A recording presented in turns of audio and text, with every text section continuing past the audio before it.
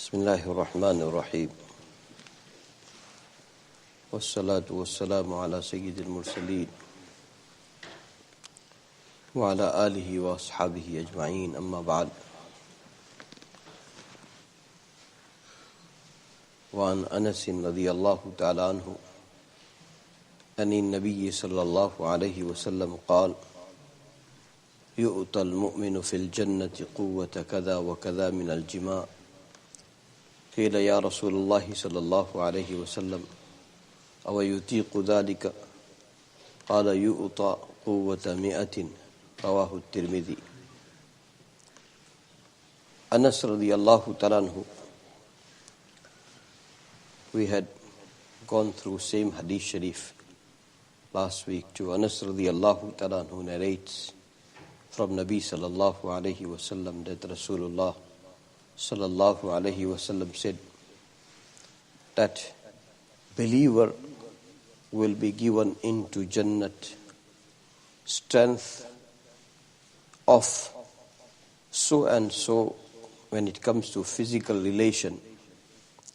So believer will be given strength of physical relation into Jannat so much or so much. That is what Nabi sallallahu alayhi wa sallam said. So it was asked to Rasulullah sallallahu alayhi wa sallam that, Ya Rasulullah sallallahu alayhi wa sallam, will he be able to have that much of strength? Nabi sallallahu alayhi wa sallam said, he will be given power of 100 people. Into the Jannat, he will be given power of 100 people. May Allah subhanahu wa ta'ala make us such. Our whole life must become such that whatever we come across, we apply them onto the text. Not that whatever we come across, we apply text onto that. Two different things. What is your environment? What is your experience? What sort of philosophies you come across or understanding? Whatever you come across, you apply that onto the text. Not that you apply text onto what you come across. Two different things. May Allah subhanahu wa ta'ala give us balance and pure and clean and neat understanding of Quran and Sunnah. Last time we had started discussing when it comes to Nabi sallallahu alayhi wa sallam. Rasulullah sallallahu alayhi wa sallam, he was unmarried to the age of 25. Nabi sallallahu alayhi wa sallam was not married to the age of 25. You go through the whole authentic narrations or history. To the age of 25, Nabi sallallahu alayhi wa sallam led the life of modesty and chastity.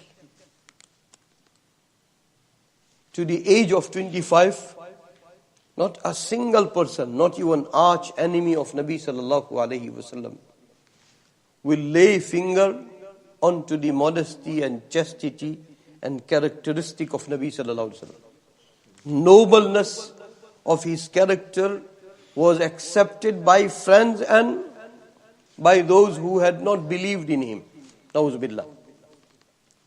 So, to the age of 25, Nabi sallallahu alayhi wa sallam, he is the leader of all chaste people, all modest people. When modesty and chastity of Nabi sallallahu alaihi wasallam is being described into the narrations, then one wonders that not even any virgin girl will have that much of modesty and chastity. How much modesty and chastity Nabi sallallahu alaihi wasallam had. And he remained the symbol of that to the age of 25. When he got married at the age of 25, he got married to our mother, Khadija radiyallahu ta'ala. Khadija radiyallahu ta'ala. Khadija radiyallahu ta'ala, she was widowed twice and she had children. And Nabi sallallahu alaihi wasallam got married to her. And Nabi sallallahu alaihi wasallam got married to her, and proposal was from her side. She was wishing, she was willing, she was inclined to. And may Allah subhanahu wa ta'ala, give us purity to understand Nabi sallallahu alaihi wasallam, or to understand a hadith of Nabi sallallahu alaihi wasallam, or ayat of Quran Majid. Oh Allah, give us sufficient purity. Purity of thought is greater purity than anything else. Your reflection is pure. Your understanding is pure. Your contemplation is pure. Your thinking is pure.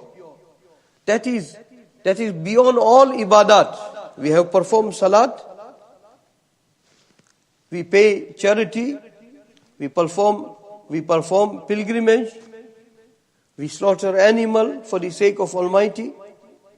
We perform fasting.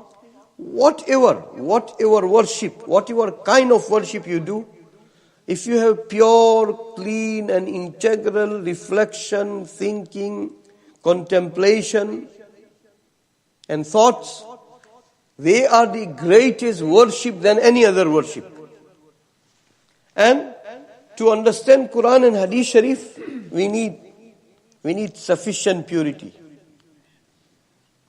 We need sufficient integrity, and that's what we ask. Come to this point. Nabi sallallahu alaihi wasallam got married. He got married to Hazrat Khadija radiyallahu ta'ala. She was one of the richest women of Makkah Mukarramah. She was one of the richest women of Makkah Mukarramah. She was a business woman. And she was a woman of caliber. Big people of Makkah Mukarramah had inclination to marry her. And when Rasulullah sallallahu alaihi wasallam was gone onto her business trip, Nabi sallallahu alaihi wasallam, when he was gone onto her business trip, and whatever experience slave had during that trip, narrated to Khadija radiyallahu ta'ala anha, that is what made her incline towards getting married to Nabi sallallahu alaihi wasallam. And they got married. And another thing, Nabi sallallahu alaihi wasallam had majority of the children only from her.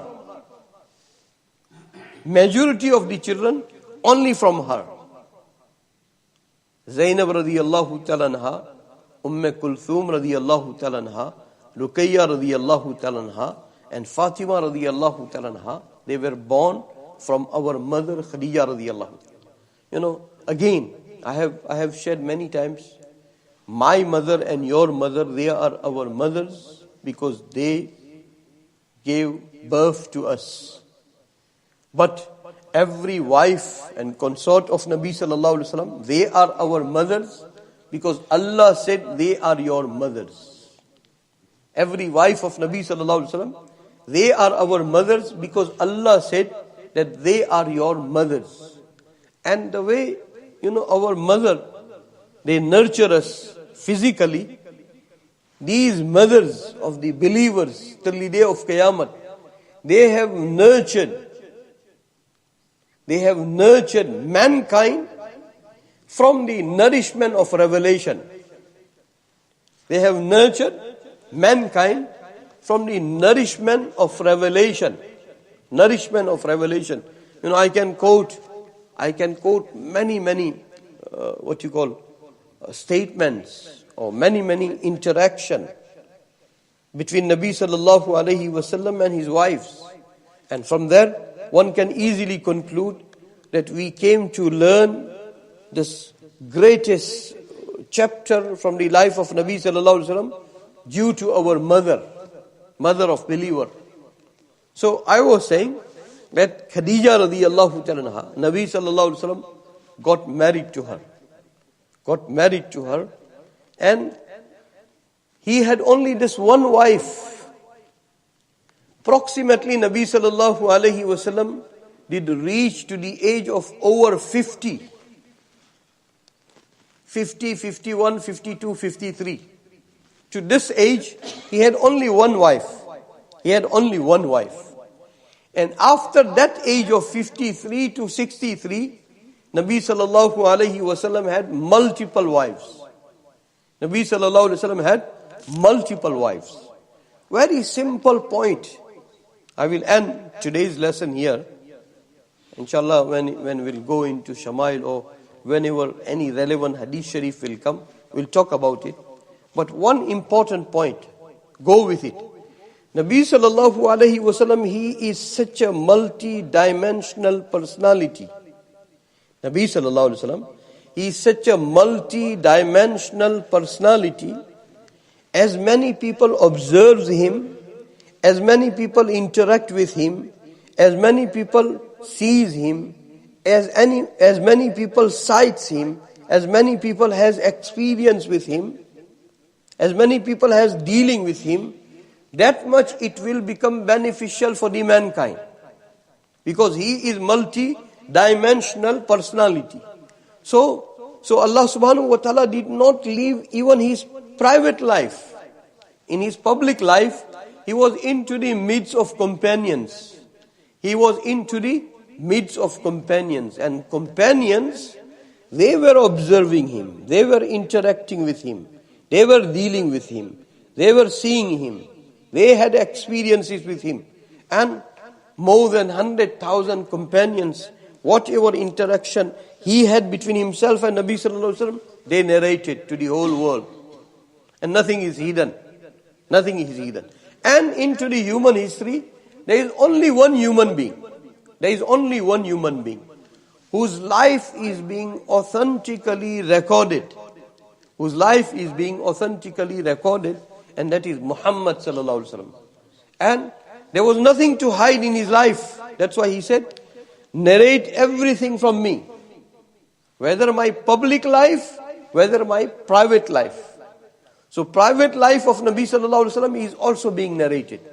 So now when it comes to private life, as many people are observing him, interacting with him, that much social lives, lessons will go to the mankind from Nabi sallallahu alaihi wasallam. I want to leave you with this point.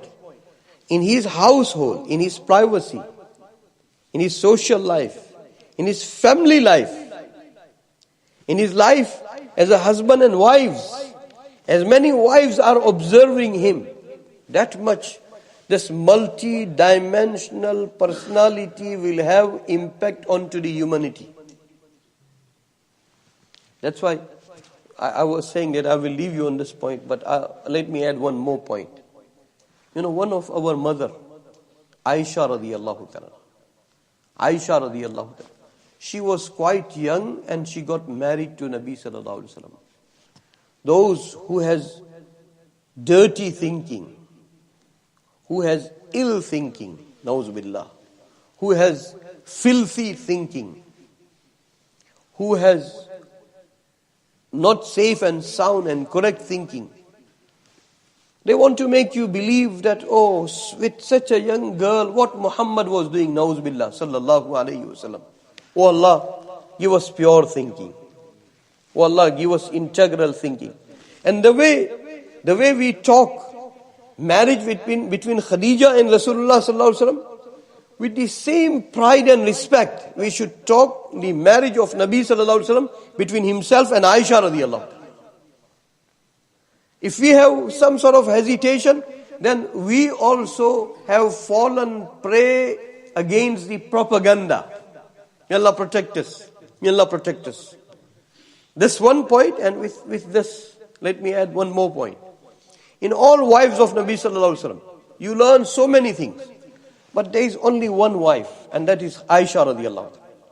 That is Aisha radiyallahu ta'ala. I have said it many times before, that you exclude prophets. You exclude prophets, alayhi salatu wasalam. From Adam alayhi salatu wasalam to Muhammadur Rasulullah sallallahu alaihi wasallam. And after prophets, when it comes to the companions, You exclude only few. Hazrat Abu Bakr, Hazrat Umar, Hazrat Usman, and some of the first few companions. Beside these companions and the prophets, you bring the whole humanity, all genius people, all pious people, all righteous people, all intellectuals. You all bring them all. You bring them all on one side, and you bring my mother and your mother Aisha radiyallahu ta'ala anha on one side. Wallahi, if you have safe and sound thinking, you will come to conclude that what was her intake from Nabi sallallahu alaihi wasallam and her contribution to the mankind is so weighty that she alone will become single-handed weighty over whole mankind. That was the reason that Nabi sallallahu alaihi wasallam had multiple wives. That was the reason that Nabi sallallahu alaihi wasallam had multiple wives. You know, the subject is very interesting. I have said it before. Our Hazrat Allama Khalid Mahmud Sahib Rahmatullah alayhi, he had started on the subject. Multiple wives of Nabi sallallahu alaihi wasallam and Nabi sallallahu alaihi wasallam on the subject. Multiple wives of Nabi sallallahu alaihi wasallam and Nabi sallallahu alaihi wasallam. He had started on the subject. And one day he said, okay, whatever you heard, can you say it in your own words? He made me stand up in front of him. And I said one thing, that Nabi sallallahu alaihi wasallam had many wives. Nabi sallallahu alaihi wasallam as single husband had many wives. This is such a subject that any decent non-Muslim human being studies this subject under the authentic narrations. One of the two things will happen. One of the two results will come out. Either he will accept Islam, or either that person will become fond of Nabi sallallahu alaihi wasallam. One of the two. And any Muslim studies this subject, he loves Nabi sallallahu alaihi wasallam more than anybody else into the whole mankind. But any Muslim studies this subject, then he will go far ahead in loving Nabi sallallahu alaihi wasallam. Case is this, and sometime ill-minded people, they preach and promote and propagate such propagandas that they want to create ill thinking in you. May Allah subhanahu wa ta'ala protect us. If you heard all of this, then now let me translate this hadith shareef. That's what I was saying last time, that sexuality also make you earn reward from the court of Almighty. Sexuality, it's not only drive of lust. If you follow the instructions of Quran and Sunnah for your sexuality, then your sexuality will become integral. But from 1960, they have tried globally that they raise the whole community of mankind only on one ground: sexual exploitation. That's what dirtied the whole mankind. May Allah subhanahu wa ta'ala protect us. May Allah subhanahu wa ta'ala protect us. May Allah subhanahu wa ta'ala protect us. If you became extra keen for modesty, for chastity, because there will be challenges. You go out and sometime beautiful figure in front of you, you will be attracted. You will have inclination. You will be tempted. And that's when Allah and Rasul sallallahu alaihi wasallam must intervene. That okay, this is not a legal relation between you and her, or between her and him. It is not legal relation. So I should control my gaze. I should control my sexuality. I should nurture my modesty. So temptation will be there. If there is no temptation, then you are not human being. You became angel. And Allah doesn't want you to be angel. The clash will be there. Challenges will be there. Convert challenges into reward. That is the goal. Now if you understand this, then if you lead modest and chaste life, the way in business you have honesty, you will have reward. You understand?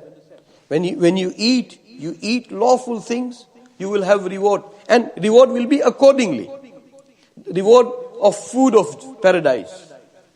If you have decent clothing, then you will have clothing of paradise. Exactly on the same way, in this world, you did look after your chastity and modesty. We have young friends. When I always say that when our children, they start going to high school, then they change. Oh, peer pressure, boyfriend and girlfriend. Oh, he goes out with her and she goes out with him. If you manage your modesty from the age of puberty until you get married, wallahi, you will be star of the whole world. And if you couldn't fight the temptation and you led very free life, then after few years of enjoyment, there'll be only suffering physically, mentally, socially, in this world, financially, and into next world. If you understood that, then now let's come to translate this hadith sharif again. Nabi sallallahu alayhi wasallam said, Anas radiallahu ta'ala anhu narrates that believer will be given strength and power from physical relation. Nabi sallallahu alayhi wasallam mentioned so much and so much he will be given power. So companions, they asked that, Ya Rasulullah sallallahu alayhi wasallam, will he be able to have that much of power? Nabi sallallahu alayhi wasallam said, he will be given 100% power into Jannat. And when it comes to Prophet, he has 40 men of Jannat's power. 40 men of paradise, how much power they will have, that much power one Prophet has. Rasulullah sallallahu alaihi wasallam had. That is according to text. But this subject, multiple wives of Nabi sallallahu alaihi wasallam and Nabi sallallahu alaihi wasallam, we can, take a deep look at this subject from decent understanding. Then also you will come to know many, many things. May Allah subhanahu wa ta'ala give us integrity and purity before we go into the oceans of Quran and Hadith Sharif. Quran and Hadith Sharif is not for everybody. That day I was saying that, when dirty heart takes Quran and Hadith Sharif, then sometimes it produces dirty effects. But pure, integral people who is drowned into the ocean of worship, remembrance of Allah subhanahu wa ta'ala, closeness of Allah subhanahu wa ta'ala, dearness of Allah subhanahu wa ta'ala, and then he studies or she studies Quran and Hadith Sharif, then it will produce such fruits that mankind will benefit till the day of Qiyamah. And every statement of Nabi sallallahu alaihi wasallam, wallahi, you keep on swimming into one statement of Nabi sallallahu alaihi wasallam till the day of Qiyamah, and you will keep on deriving pearls. May Allah subhanahu wa ta'ala enable us for that. Bismillahir Rahmanir Rahim.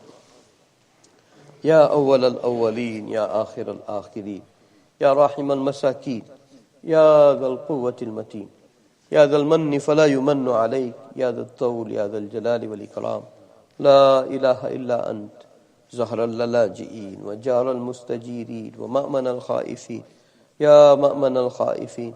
إن كنت كتبتنا عندك في الكتاب أشقياء فامحو عنا اسم الشقاء وإن كنت كتبتنا عندك في الكتاب مقطرا علينا أرزاقنا فامحو تقطير رزقنا وحرمان رزقنا واكتبنا وأثبتنا عندك سعداء ووفقنا الخير فإنك تقول في كتابك يمحو الله ما يشاء ويثبت وعنده الكتاب. اللهم إنا نسألك فعل الخيرات وترك المنكرات وحب المساكين وأن تغفر لنا وترحمنا فإذا أردت بقوم فتنة فتوفنا غير مفتونين غير خزايا ولا ندامة ولا مفتونين. اللهم ربنا آتنا في الدنيا حسنة وفي الآخرة حسنة وقنا عذاب النار. اللهم طهر قلوبنا وحسن فروجنا واغفر ذنوبنا.